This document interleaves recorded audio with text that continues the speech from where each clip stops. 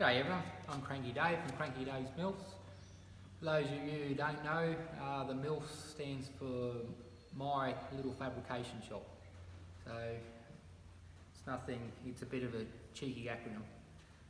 Anyway, I just thought I'd do a bit of a video on the Fergie 35 and some of the fun I've had with it. When I first purchased it, it came with a 5-foot slasher. It was running alright. It was a bit of a chuff in one cylinder, but once she was up and working, there's no dramas. It was quite a good little tractor actually. And I've always said when I bought it, something never majorly went wrong with it, I'd do a full restoration on it from that point. From up until that point, I'd just done enough to keep it going. So some of the things I did were the original rock shaft that came out of it. It's the shaft that goes across the top, joins the two lift arms together, replace that. Also replace the bushes. They were pretty well flogged out. Adjusted all the spring tension on the hydraulic lift levers, and because when I got it, I only had a tiny little bit of lift, so I adjusted all them up. Did all the fluids, all things like that. I did the kingpins at the front. This one's pretty well corroded at the bottom. The other one's nowhere near as bad and a bit chopped out at the top there. Did the front axle pivot. The bushes, they weren't too bad, but the main reason was the bolster was flogged out at the back. I'll show you in a little bit what I've done there. Now when the engine initially went, run out of power up in the paddock because I was slashing, it stopped the tractor. Finally got it fired up again, and there was just oil pouring out of the dipstick hole and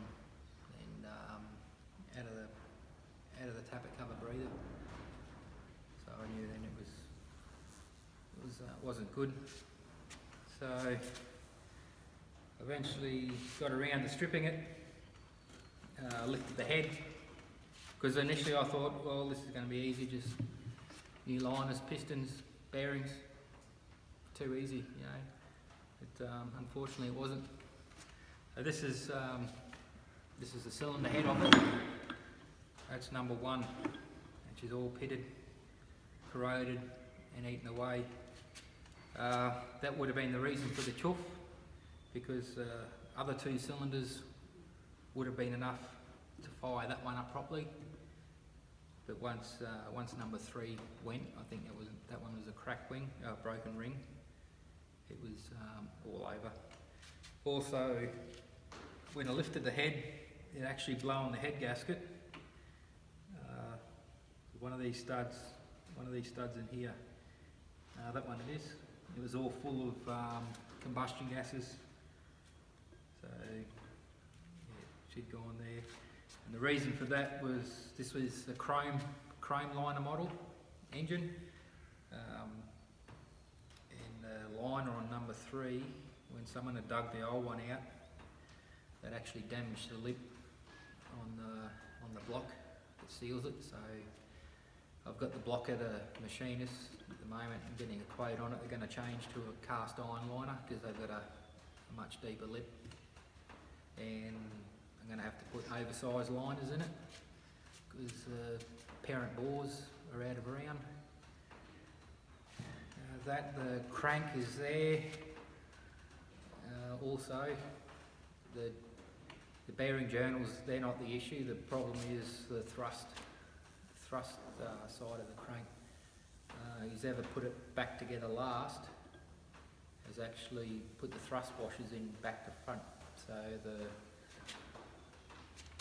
thrust bearings are lined with bearing material on one side and steel on the other, and they put the steel to the thrust face of the crank, and it's just chewed it out. I've got some oversized thrust washers, but I don't think it's enough to save it. But I've got a new crank there anyway. The new head was about $450 the memory that comes with valves and everything else. Another little surprise waiting for me was I'm not sure if you can, how well that's going to show up. There's a conrod on number 2. Someone's obviously belted this out at one stage, and I did notice it had actually had a Perkins branded piston on number 2. And for those of you that think, oh, it's alright, just buff out, no, it's not, it won't. The other 2 rods, I've got them getting resized as well while they're at the machinist, so they'll grind the thou off all the faces, put them back together, hone them out. This one, he said he could, but it's going to make that conrod that little bit shorter because he'd have to take it all off this side. And that's how the bearing came out of number 2. So it chewed out the bearing material on it.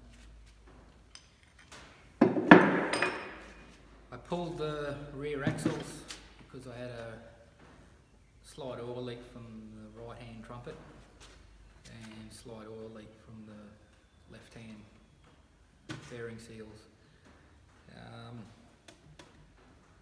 Yep, that was all well and good. Then I got the diff out, and there's the part of the bearing cone there that all the tapered rollers run out. So those new diff carrier bearings now. There's a tin of bearings and seals and bushings, associated parts I've had to replace. Pretty well got it all apart now, and look at starting to put it back together. There was, that's right, the bolster.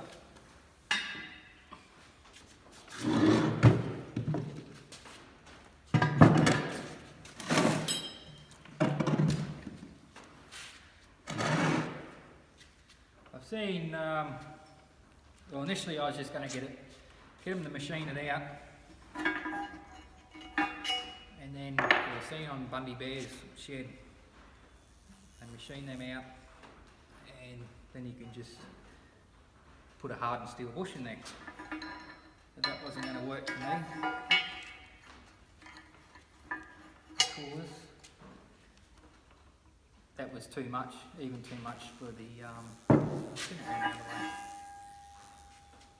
it was even too much for the bush to come out. It wouldn't have cleaned up. So what I did, I got the best old bush I had. Then I built up weld up to that larger diameter. Built it up with weld, along like that. Then put it back on the pin through the hole. Well, the bush won't go through the hole. Then came in with this side with a scriber and scribed the arc, and I ended up with something like that.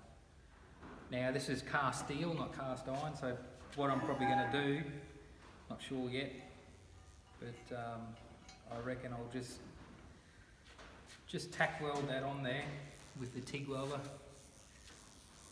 and because once it's in there, that pin doesn't move, that pin's locked in position. The only thing, it might work its way out one way or the other. Alright, that's just been my experience so far. So if you're looking into doing up an old tractor, you've got to be prepared. If you start digging, you find more things. My intention with this tractor is do it right up.